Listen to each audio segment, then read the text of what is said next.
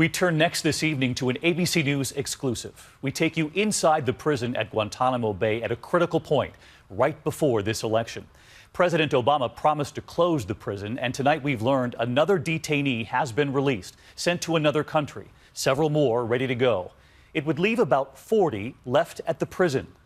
And tonight right here, the colonel who told us he's never taken cameras up to the roof, and what the detainees begin yelling at us when they see us.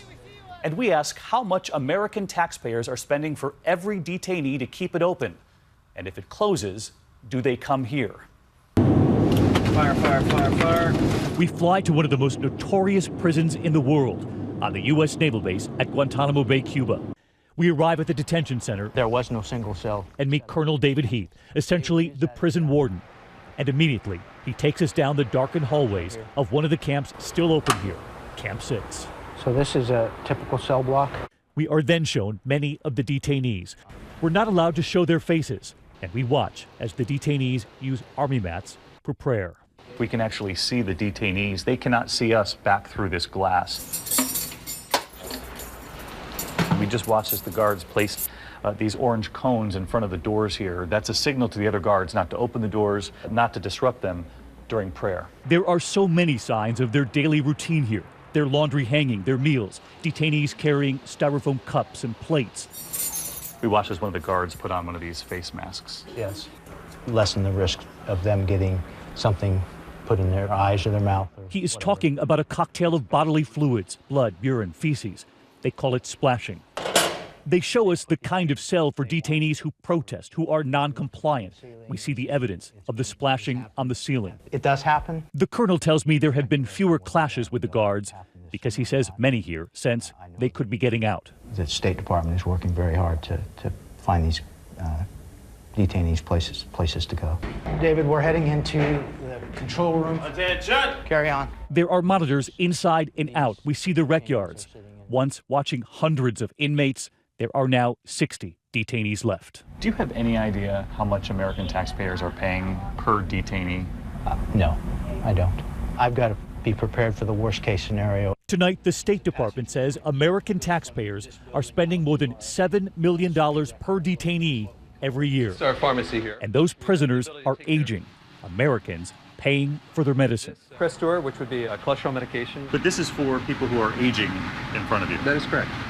I'll let you go first. And then a rare moment. When was the last time you came up to the roof with cameras?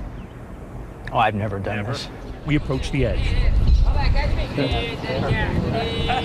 We notice the track for exercise, now a worn path through the gravel. I'm done, I'm exhausted. We see them walking on treadmills. NCIC, we see you in black, huh? And then they start to yell our way. Hey, what's up, Colonel? See you, Charlie Lord. I'm going Saudi Arabia. Suddenly, a request. We need treatment and electrical. As we stand there, they take advantage of a rare moment to speak to the world. ABC News. Tonight I watched the TV. Put me in CNN, News, ABC News. They're aware. They are. You've heard Donald Trump say he wants to send more people to Guantanamo. I have. This morning I watched President Obama talking about Gitmo, right? Guantanamo Bay, which by the way, we are keeping open. And we're going to load it up with some bad dudes, believe me. We're going to load it up. Hillary Clinton says she stands by the president's plan to shut Guantanamo down because of what it represents around the world.